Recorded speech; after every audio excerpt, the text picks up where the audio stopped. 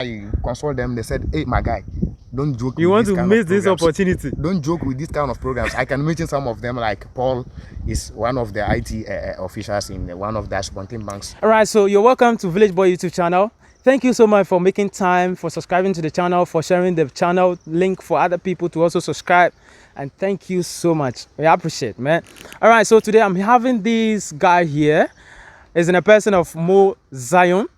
We are going to be talking about a very interesting topic on this platform. So you don't have to miss it. You have to watch the whole video to get to know or to get to learn from this very, very, very insightful topic. He's going to be telling us that. All right, so Mo Zion, right? Yeah. Mo Zion, you're welcome to Village Bwouy YouTube channel. Thank you very much for hosting me. All right, so this is your first time appearing on Village Bwouy YouTube channel. We want you to tell us a bit about yourself and we proceed from there. Well, my name is Mour Mohammed, popularly known as Mo Zion. I am a level 400 IT student in UCC, and currently I'm looking forward to completing my school in the coming months. Beautiful, beautiful. Thanks so much for making time to have this engagement with us. You're welcome. All right, so today what topic are we exactly talking about? Because I don't want to say it to my audience, but I want you to tell us the topic we are discussing. Well, as an IT student, we look at the current trends in our country and then in the whole world. We've come to realization that a topic that is much needed is what we call cybersecurity. Cybersecurity. Okay. So what is it about? Cybersecurity talks about the need for protection, privacy, and then secrecy. Wow. Actually, basically, that is what I can say. Privacy and secrecy. Yeah. People would love to protect their secrets. Yes. People would love to protect their privacy. All right. Okay. So what's inspire you to go into cybersecurity as an IT student? Like, what is your interest in? Why are you having so much interest in cybersecurity? Why are you here to talk about cybersecurity on Village Bwouy YouTube channel? Oh well, as an IT student, just like I said, looking at the current trends and what is happening, especially in my country, Ghana, we have come to realization that people have resorted to the use of online means of stealing. Okay. Initially, it used to be physical means of stealing. People crossing roads, attacking people, taking their money. Guns. But people are now becoming wise by the day. Okay. You will be there, someone will text you a message, I have sent a money to you and all that. Before you check your message to see whether there is truly money in it. It's already gone. Yes, it's gone. So people are becoming wise of the day. And then there is the need as a country, government comes in to, in fact, establish cybersecurity institutions in Ghana and then to help students who are into cybersecurity and then inspire them. Because in the near future, cybersecurity, it is something we should be looking at. Beautiful. I think with what you're saying, like, it's a way of, like, people are now stealing others' information online. Stealing monies and those kind of stuff. Yeah. Okay, so now, do you think it would be best, like you said, is the government should come in and then help those who are into cybersecurity? Yeah. I think we have a cybersecurity authority in Ghana, but the information is, do you know about that? Well, I know a bit about cybersecurity in Ghana, but it is very weak.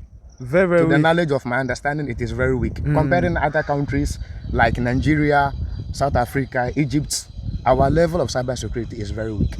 Okay, so now we are talking about cybersecurity. Can you tell us some of the threats like people face daily? Because this time around everyone is on social media. We reveal our secrets, our information, delicate information about ourselves, and we don't. It's like we don't care. Can you share some of the threats so far with us right now? Well, talking about social media and then on all that, most of the threats, especially, is identity theft. Okay. And then credit card theft. Okay. People try to assume in the position of others. I think some time ago I was watching a TV3 channel and then a police officer came out to proclaim that people are using his name to collect money from others to maybe give them police job and all that. Okay. So this is what is much going on online. And then some of the things. Oh, because most of the government sectors now, they are uploading their data day in and day out online. I mean, like you said, they should be protected, and others, I mean, private organizations as well.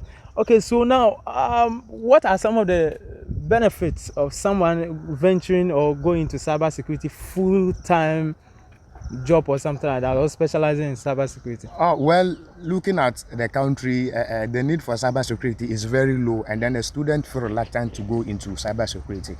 Meanwhile, most of our organizations, the financial institutions, the credit unions, the hospitals, the educational institutions are all dealing with data. And then I bet you most of our data have been protected by organizations outside.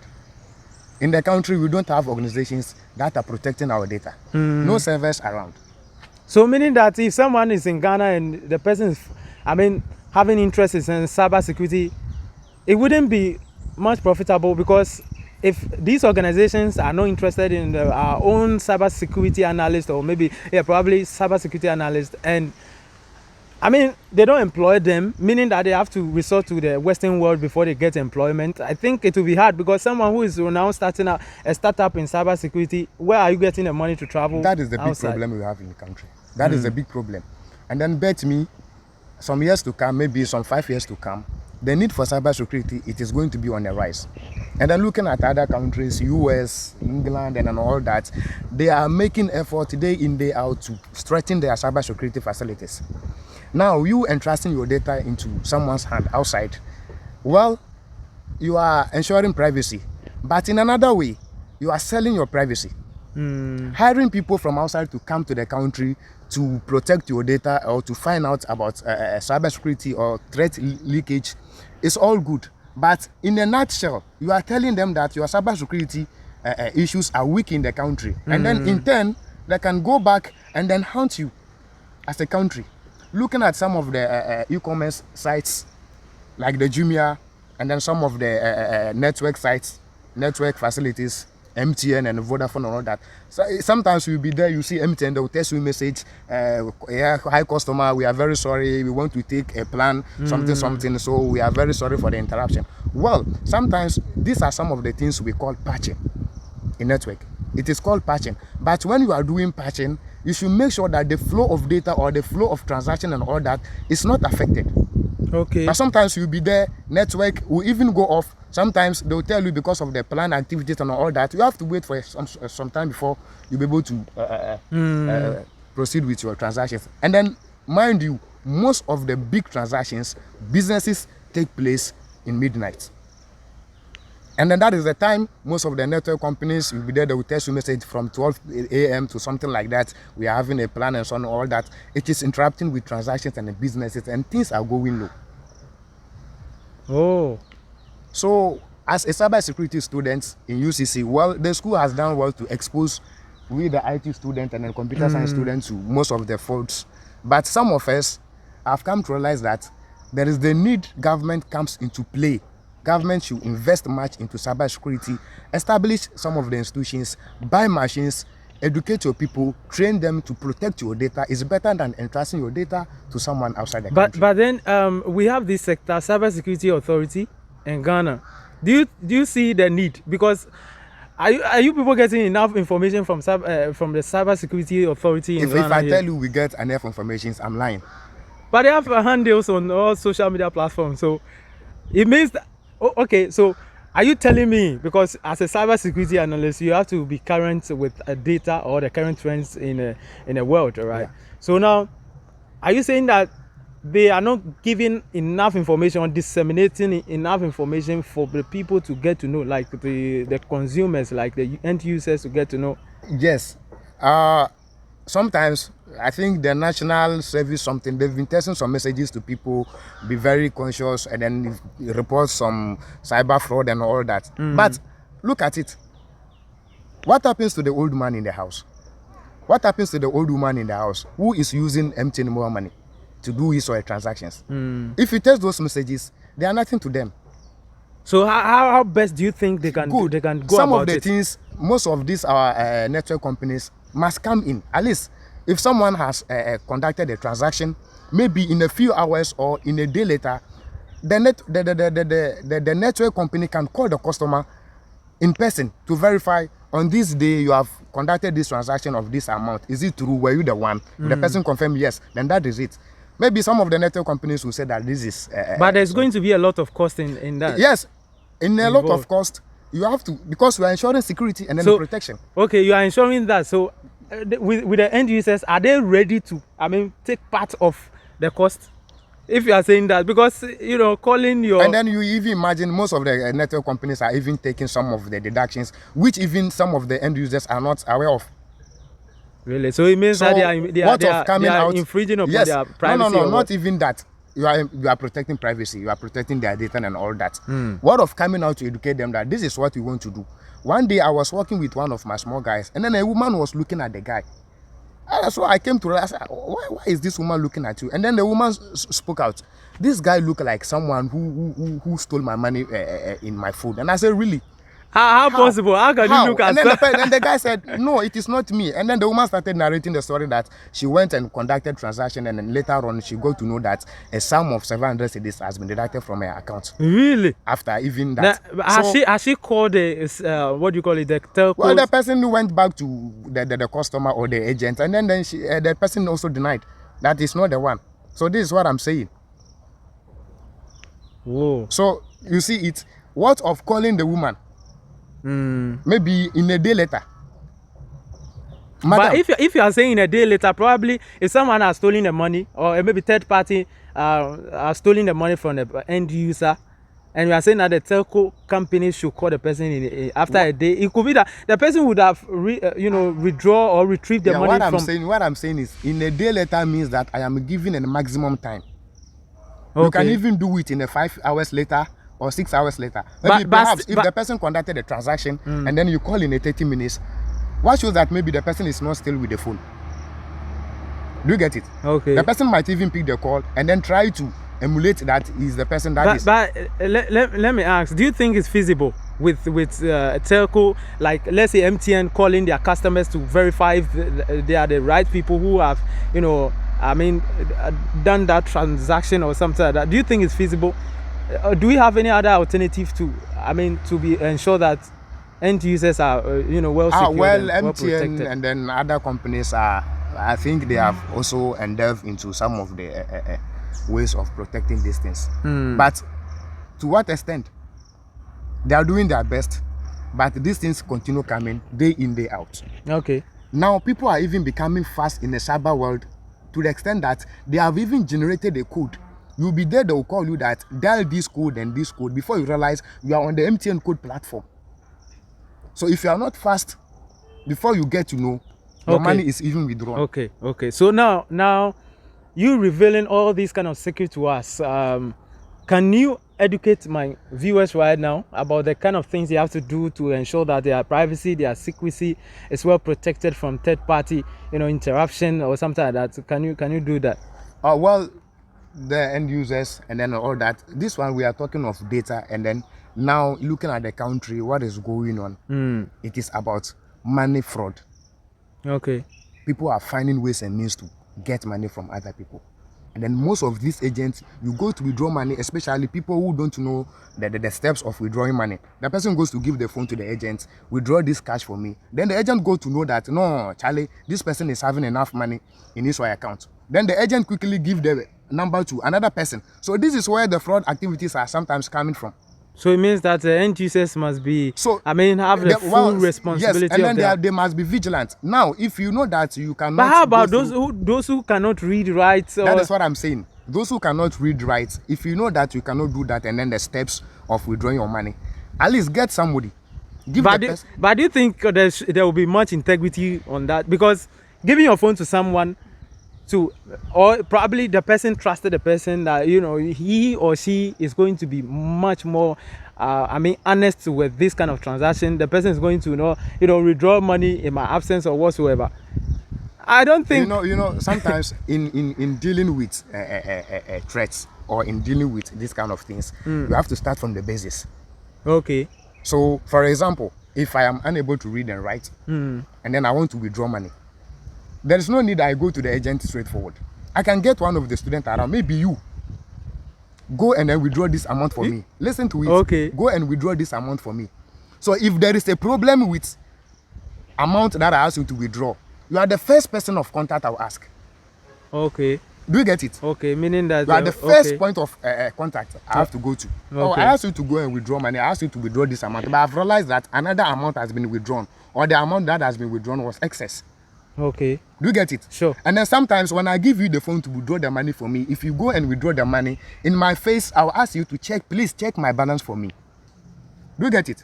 You check my balance, you tell me the balance, I will know that this is the amount you have withdrawn and this is what I have left in my account. But the person who can read, write, you see, there are some people, they cannot, mention the figures, the Yes. numbers, right? Yes. So the person can, first of all, check the exact amount in account. Yes.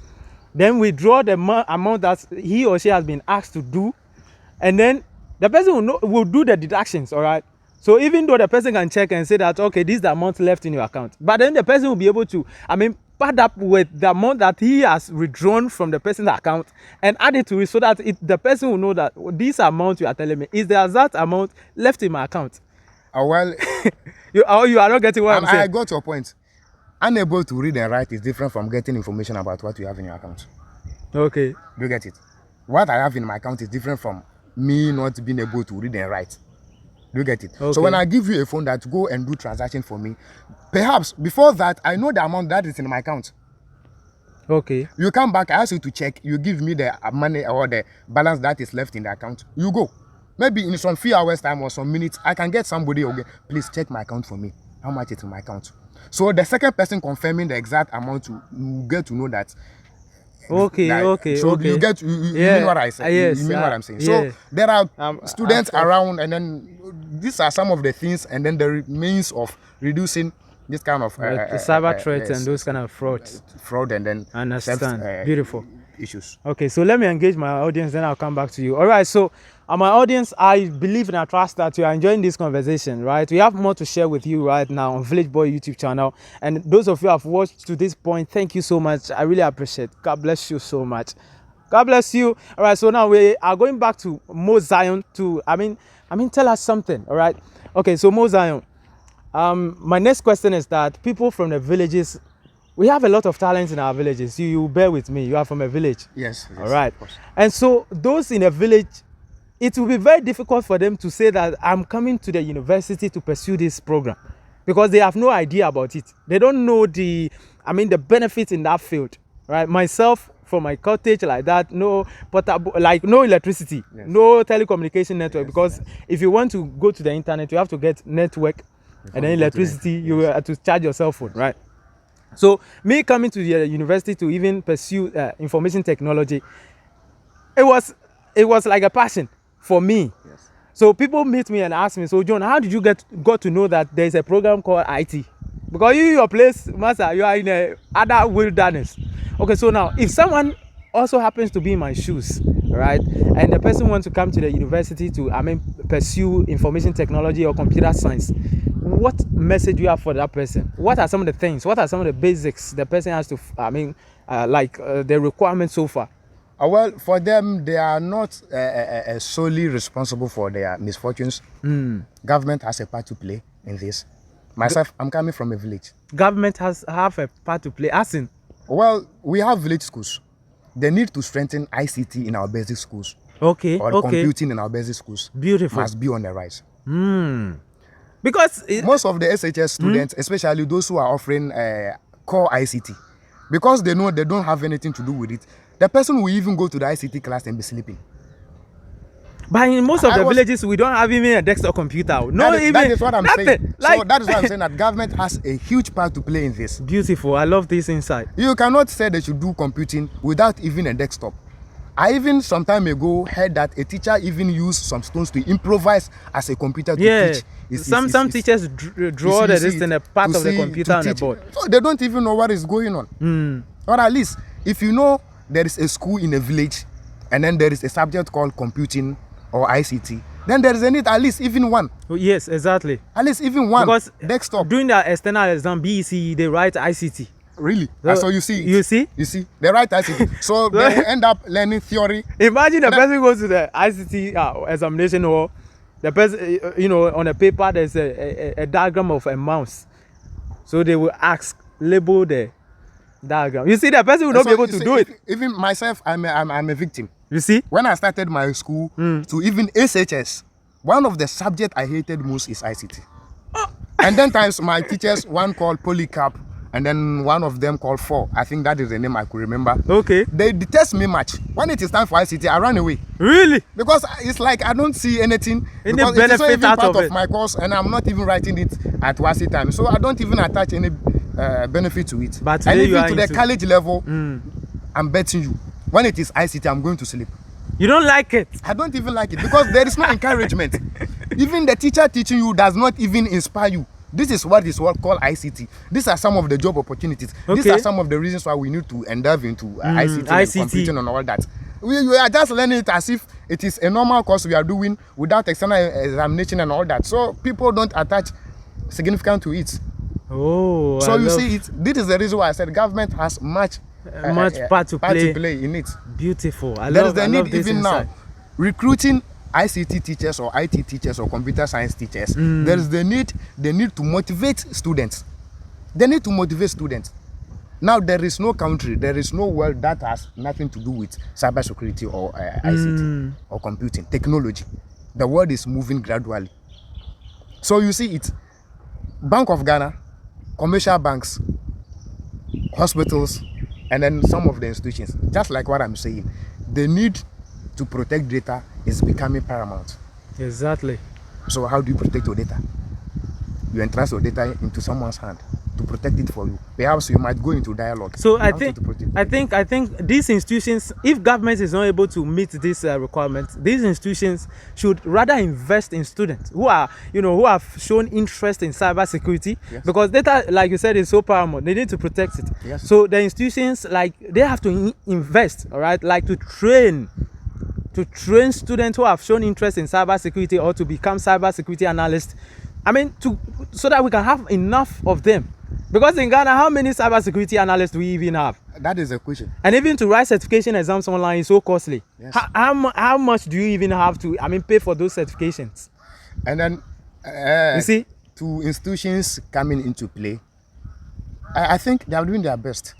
My school like this, UCC, it is doing its best. To train, give you the insights, the reasons why there is the need to go into cybersecurity. In fact, this is the institution I'll continue to praise and then improve my entire life. Beautiful. They have done well. Me even coming to even offer IT. Look at this. Because you told me that you hate IT. Yes, let me even tell you this. Even coming to offer IT was by chance. So how did it happen? That is it. That is the question. And then I'll tell you more. When I was applying to come to this institution, I applied for mathematics and geography. Okay. So when the admission came, I realized that they give me mathematics and statistics. And I said, what am I going to do with this? Besides, I want to become a mathematics teacher or a geography teacher. Okay. So I need something in B.Ed. And then what they gave me was BLC. So I begin to wonder how am I going to do with this. So I have to call the administration and all that. And then later on, they give me BLC, information technology. And I said, what is this? What is even about IT? You hate IT. So I hated it. So even in fact, I even started a process of even changing it. Really? And then I have some of my colleagues around. When I consult them, they said, hey, my guy, don't joke you with want to miss this opportunity. Don't joke with this kind of programs. I can mention some of them, like Paul is one of the IT officials in one of the Spontaneous banks in Raura. Okay. And then I have one of my brothers who is the headmaster, Abdul Rashid, known as King. Okay. So I called these guys and then they told me that, look, see how the world is moving. It is an opportunity.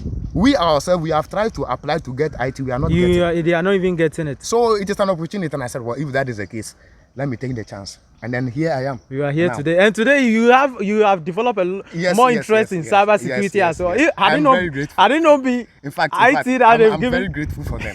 I'm very, very grateful. You need to thank them all. Every day. Anytime I see them, I said, guys, thank you very much. Introducing me to because you are hating ICT and today you have developed so much interest in cybersecurity, one of the field in IT.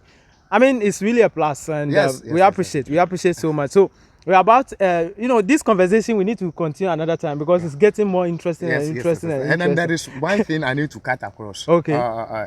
To institutions that are dealing with data, there is something we need to be very careful of. One of the threats that we are not aware of is what we call a zero-day attack. A zero-day attack. It is an attack where the developer of a software or the vendor of a software does not know anything about vulnerabilities in the system. Today is like, we are hearing so much technical words here, man. So, I think we have to continue this conversation yes, another yes, time. yes. Uh-huh. So we'll go to the part 2. We'll go to the part 2 to learn more about cybersecurity, some of the threats so far that is occurring in our daily life, how we can protect our data, how we can be safe on the internet, how we can go to the internet, because everyone is having Facebook accounts, everyone is having Twitter, Instagram, Snapchat. How are you protecting your data? He is so much into that. He has the knowledge to tell us more, to educate us more. So we'll continue this conversation another time. And more final words so far, then we wrap up. Oh, thank you very much for hosting me on your channel.